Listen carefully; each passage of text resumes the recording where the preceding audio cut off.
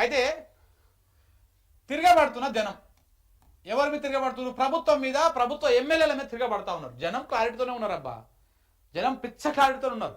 కాంగ్రెస్ ప్రభుత్వం మీద, కాంగ్రెస్ పరిపాలన మీద, కాంగ్రెస్ వ్యవహారం మీద పిచ్చ క్లారిటీతో ఉన్నారు. కాంగ్రెస్ ఎప్పుడు దిగిపోతారా, ఈ దరిద్రం రాష్ట్రం కట్టిన దరిద్రం పోతుంది, ఎప్పుడు మనకి శని పోతుందని చూస్తున్నారు. కానీ వీళ్ళేమో పార్టీల పంచాయతీ పెట్టుకొని, లొల్లులు పెట్టుకొని, వీళ్ళు ఒక లేని పెంట నెత్తలు పెట్టుకున్నారు. బీఆర్ఎస్ పార్టీ వాళ్ళు తిరగబడుతున్న జనం తిరగబడుతున్నారు. నిన్న సీఎంకే షాక్ ఇచ్చారు. సీఎంకే షాక్ ఇచ్చారు.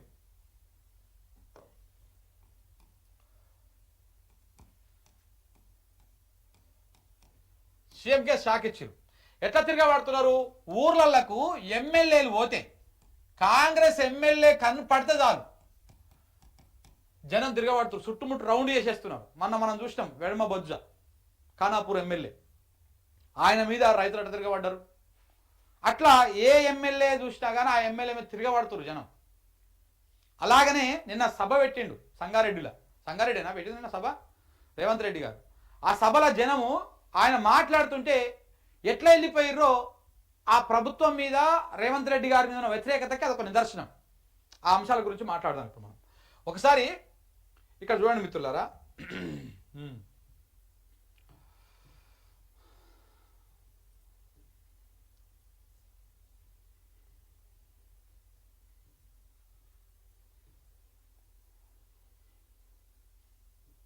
ఇగో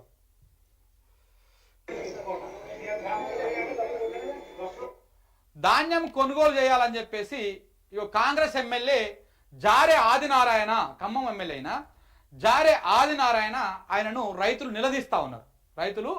చూడండి ఒకసారి.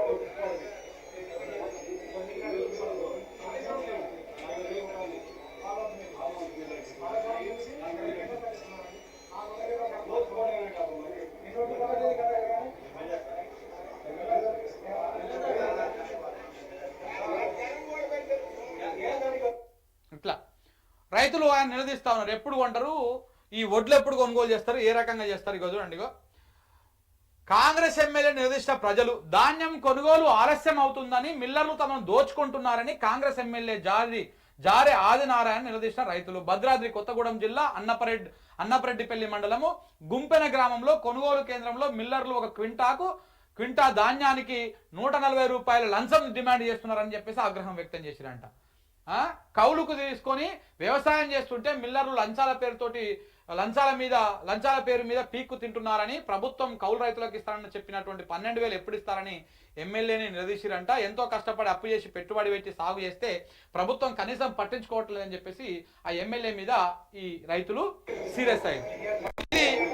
ఇది ఖమ్మంలో జరిగినటువంటి వ్యవహారం. ఇక మన యశస్విని రెడ్డి గారు ఉన్నారు కదా, మన పాలకుర్తి ఎమ్మెల్యే, మన అమెరికా అత్తగారి కోడలు ఈమె. సో ఈమెను కూడా సొంత పార్టీ కార్యకర్తలే నిలదీశారు. చూడండి ఒకసారి.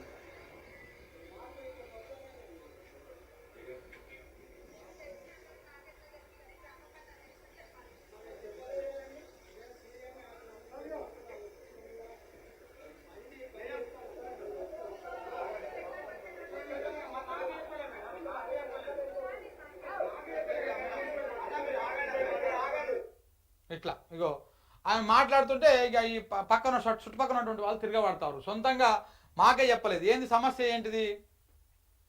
కాంగ్రెస్ పార్టీ ఎమ్మెల్యే యశస్విని రెడ్డిని నిలదీసిన సొంత పార్టీ కార్యకర్తలు. వరంగల్ జిల్లా రాయపర్తి మండలం మొరిపిరాల గ్రామంలో దుర్గమ్మ ఉత్సవాలు, మినరల్ వాటర్ ప్లాంట్ ప్రారంభానికి వచ్చిన ఎమ్మెల్యే యశస్విని రెడ్డికి నిరసన సగ. పార్టీలో కొత్తగా వచ్చిన నాయకులు పాత కార్యకర్తలను కనీసం సమాచారం ఇవ్వడం లేదని, తమకు అన్యాయం జరుగుతుందని ఎమ్మెల్యే నిలదీసిరంట.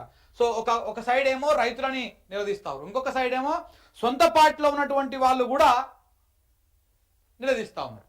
గ్రామ శివారులో నారాయణపేట కొడంగల్ ఎత్తిపోతల పథకం కోసం భూసేకరణ సర్వే నిర్వహిస్తున్నటువంటి రెవెన్యూ అధికారులను అడ్డుకున్నటువంటి గ్రామస్తులు. ప్రభుత్వం నుంచి ఎలాంటి ధీమా లేదని, స్పష్టమైన హామీ వరకు మా భూముల్లో సర్వే నిర్వహించడానికి మేము ఒప్పుకోమని చెప్పేసి గ్రామస్తులు రైతులు చెప్పారు.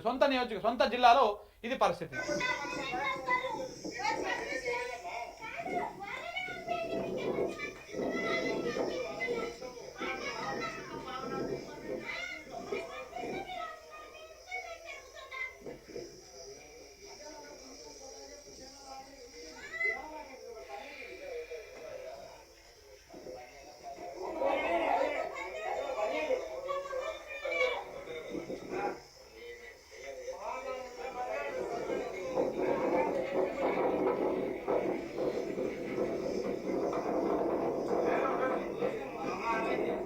ఇట్లా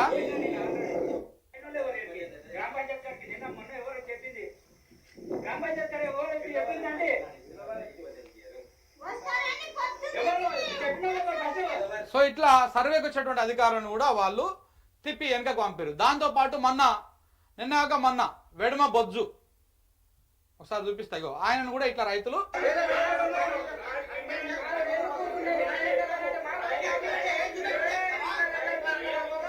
సేమ్ ఈడ కూడా రైతులే తిరగబడ్డారు.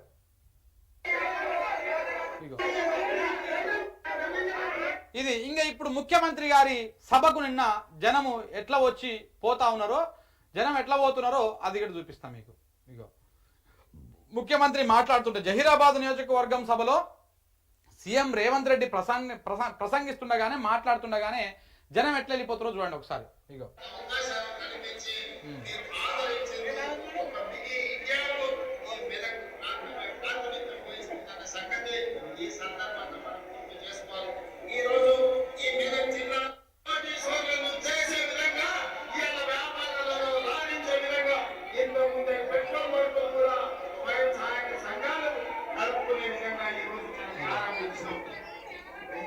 గేట్లు పెట్టిరు, ఆ గేట్ల తీసేసుకొని వెళ్ళిపోతున్నారు జనం.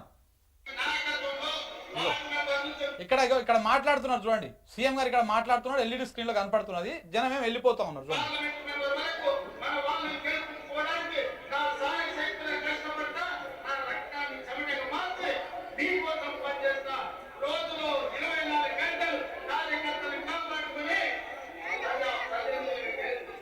సో ఇట్లా 24 గంటలు పనిచేయి, నువ్వు 36 గంటలు పనిచేయి, 3 రోజులు వారం రోజులు తినకుట్టా తాగకుట్టా పండకుట్టా పనిచేయి, జనము వినేటట్టు లేరు, మీరు మాట్లాడుతూ ఉంటేనే వెళ్ళిపోతా ఉన్నారు చూడండి.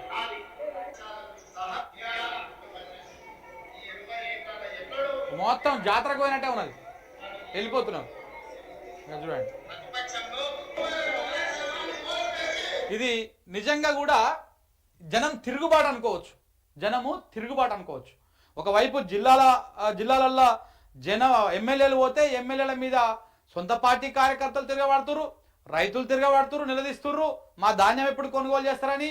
జనాలు కూడా మీరు ఇచ్చిన హామీలు ఏమైనాయని తిరగబడతా ఉన్నారు.